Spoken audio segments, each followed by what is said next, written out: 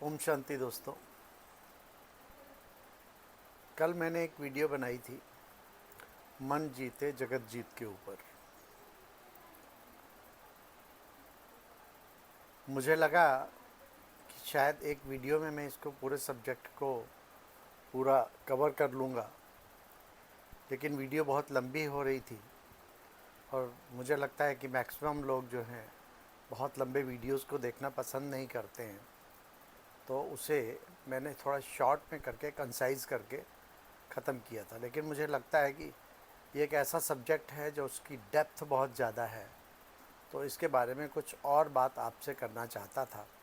तो उसका पार्ट 2 आपके सामने कोशिश करूँगा प्रेजेंट करने का, कि कुछ बातें जो उसमें बतानी रह गई थी वो आप सबके साथ शेयर कर सकूँ। दोस्तों, मैंने बताया था कि मन को हम जैसा इनपुट देते हैं मन वैसा ही कार्य करता है, और मन को अगर जीतना है तो मन को कैसे जीता जाए इसके बारे में कुछ चीज़ों पे हमने डिस्कशन किया था। अब आपने बहुत बार एक चित्र देखा होगा कि जिसमें एक दिखाते हैं कि एक रथ है, उस पे एक सारथी बैठा है और उसमें 5 घोड़े हैं, और उन 5 घोड़ों की लगाम उस सारथी ने पकड़ी हुई है। आपने बहुत बार भक्ति मार्ग में ये चित्र देखा होगा, लेकिन कभी मुझे नहीं मालूम कि आपने उसका अर्थ समझने की कोशिश की है कि नहीं की।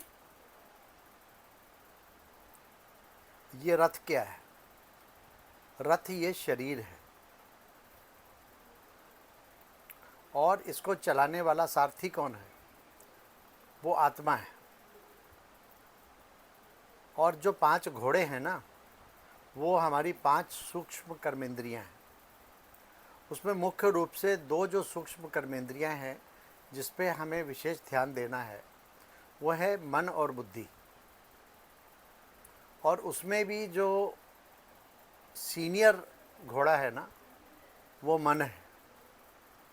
इसीलिए कहा कि मन को हम जो कमांड देंगे, जो विचार देंगे, जो इनपुट देंगे, उसके आधार पर ही बुद्धि कार्य करती है।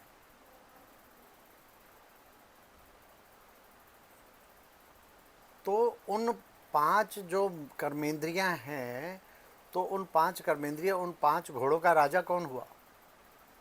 उन 5 घोड़ों का राजा हुआ वो सारथी। और हमारी आत्मा की जो मेन 2 फैकल्टी हैं वो है मन और बुद्धि। 2 घोड़े हैं वो, तो उसकी कंट्रोल, उसकी लगाम किसके हाथ में होनी चाहिए? हमारी आत्मा के। अब प्रॉब्लम यह है कि हमें आत्मा के सब्जेक्ट के बारे में कितना मालूम है? हम आत्मा के बारे में ही कुछ नहीं जानते। जब तक हम समझेंगे नहीं कि हमारे शरीर को चलाने वाली जो चेतन सत्ता है वो कौन है, वो तो आत्मा है ना। आपको मालूम है कि वो आत्मा है। अगर आत्मा इस शरीर से निकल जाए तो सारथी किस काम का, रथ किस काम का?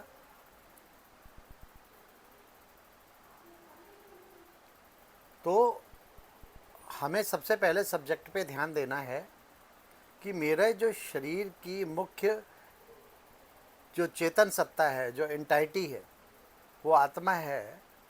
और आत्मा की जो मुख्य 2 सूक्ष्म शक्तियां हैं वो हैं मन और बुद्धि।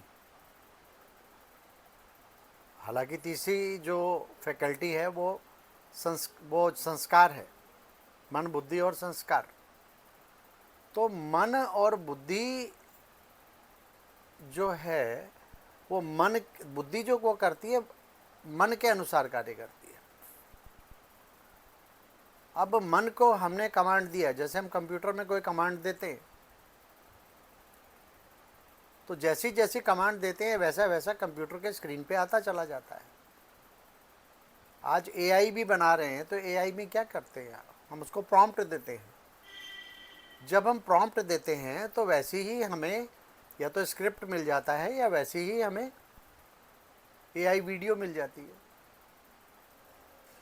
तो आप मन को जो आपने शुद्ध विचार दिए, उन शुद्ध विचारों के हिसाब से जब आपने मन की लगाम को कसा, तो मन उन्हीं शुद्ध विचारों में विचरण करने लगता है, और वो पहला आपका कमांड होता है आपके मन को। अब हम क्या करते हैं कि भक्ति मार्ग में हमने सीखा है कि आपको भक्ति करनी है, या मंदिर के मूर्ति के सामने जाके खड़े होते हैं तो आप आंख बंद करके खड़े हो जाते हो। दोस्तों, आप जितना आंख को बंद करके बैठेंगे ना, उतना ही मन आपका पूरी दुनिया में इधर उधर की व्यर्थ बातों में भागेगा।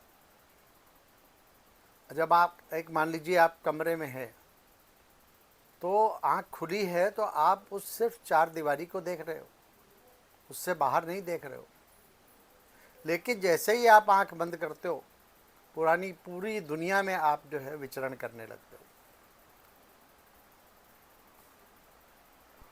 तो आंख बंद करके बैठने से मन और ज़्यादा सरपट भागता है। तो इसलिए आंख खुली रखने से हमें अगर ये ज्ञान हो जाए कि हम क्या हैं, आत्मा है, ज्योति बिंदु स्वरूप हैं, और आत्मा का निवास स्थान यहाँ है, तो फिर क्या होता है, हम खुली आँखों से भी इस बात को, इसको हम रियलाइज़ कर सकते हैं और विजुलाइज़ कर सकते हैं कि मैं आत्मा यहाँ ज्योति बिंदु विराजमान हूँ, और उस स्थिति में अपने मन को वहाँ पे स्थित कर रही हूँ। जब आप इन मन को खुली आँखों से इन आत्मा को, जब आप यहाँ पे दोनों मस्तक के मध्य में, दोनों आँखों के बीच में जब आप केंद्रित करते हैं, तो आप धीरे धीरे धीरे धीरे अपने ओरिजिनल स्टेट में, अपने ओरिजिनल स्वरूप में स्थित होने का अभ्यास करने लगते हो। बिना अभ्यास के कोई भी कार्य नहीं होता है। और जब तक हम स्वयं को आत्मा समझने का अभ्यास नहीं करते कि आत्मा ज्योति बिंदु स्वरूप है, इसका अभ्यास मुझे करना है, जब तक हम अभ्यास नहीं करेंगे दोस्तों, हम अपने मन को नहीं समझ पाएंगे। क्योंकि मन आत्मा की ही फैकल्टी है। तो पहला सब्जेक्ट आत्मा को सीखना है। जब हम आत्मा को सीख जाते हैं तो हम अपने मन को समझाने के कार्य में लग जाते हैं। क्योंकि आत्मा का मूल रूप, मूल गुण क्या है? शांति, पवित्रता, सुख, आनंद, शक्ति, ज्ञान। ये आत्मा के हमारे ओरिजिनल स्वरूप हैं, ये और ये हमारे अंदर मौजूद हैं। प्रॉब्लम ये है कि विकारों के प्रभाव में आकर आज हमारी आत्मा पतित बन गई है। तो हमारे ये जो ये 7 गुण हैं आत्मा के, ये भी फेड हो गए, धुंधले पड़ गए हैं, लेकिन हमें इसका ज्ञान नहीं है। और जब आप चीज़ होते हुए भी उसका ज्ञान ना हो तो वो आपको दिखाई नहीं देती, तो आप उनका प्रयोग नहीं कर पाते। तो इसीलिए हमें क्या करना है? मन को सुंदर, शांति के, पवित्रता के और परमात्मा की याद के शुद्ध विचार देने हैं। और जब हम मन को शुद्ध विचार देते हैं ना, तो फिर क्या होता है? सारथी के हाथ में लगाम आ जाती है। तो फिर हम ये नहीं कहेंगे मन घोड़ा है दौड़ता है। हमने अपने को यहाँ केंद्रित किया, और जैसे ही यहाँ केंद्रित किया, शुद्ध विचार आने शुरू हुए, तो हमारा मन हमारे कंट्रोल में आने लगता है। और यही है मन को जीतना। इसीलिए कहा गया है मन जीते जगत जीत। यानी आपने मन को जीत लिया, माना अपने ही जग को जीत लिया। पूरे विश्व को हमें नहीं जीतना है, स्वयं पर जीत पाना। यानी घोड़े को आप जिस दिशा में ले जाना चाहो, लगाम अगर आपके हाथ में है, उस दिशा में ही घोड़ा जाएगा। बस आपको उसे चलाना आना चाहिए। उसके लिए शक्ति नहीं चाहिए। शक्ति तो जैसे ही आप कहते हैं मैं आत्मा हूँ और परमात्मा की याद में टिकने लगते हैं, तो शक्तियाँ आपके अंदर प्रवेश करने लग जाती हैं। ऑटोमेटिक वो शक्ति आती है। सारथी किसी से मांगता नहीं है कि मुझे लगाम को खींचने के लिए शक्ति की ज़रूरत है। वो ऑलरेडी शक्तिशाली है, बस हमें उसको रियलाइज़ करना है, उसे प्रत्यक्ष करना है कि मैं शक्तिशाली हूँ। तो अभ्यास करके देखिए दोस्तों। मन जीते जगत जीत कोई ऐसा सब्जेक्ट नहीं है कि जो बहुत ही इसे इम्पॉसिबल कहें, लेकिन बिना अभ्यास के आप कंप्यूटर भी नहीं सीख सकते, बिना अभ्यास के आप मोबाइल भी नहीं सीख सकते, बिना अभ्यास के आप कोई भी जीवन में कार्य नहीं कर सकते। भोजन भी बनाना है तो उसके लिए अभ्यास की ज़रूरत होती है। तो आइए थोड़ा सा अभ्यास करें स्वयं को परिवर्तन करने का, स्वयं को एलिवेट करने का।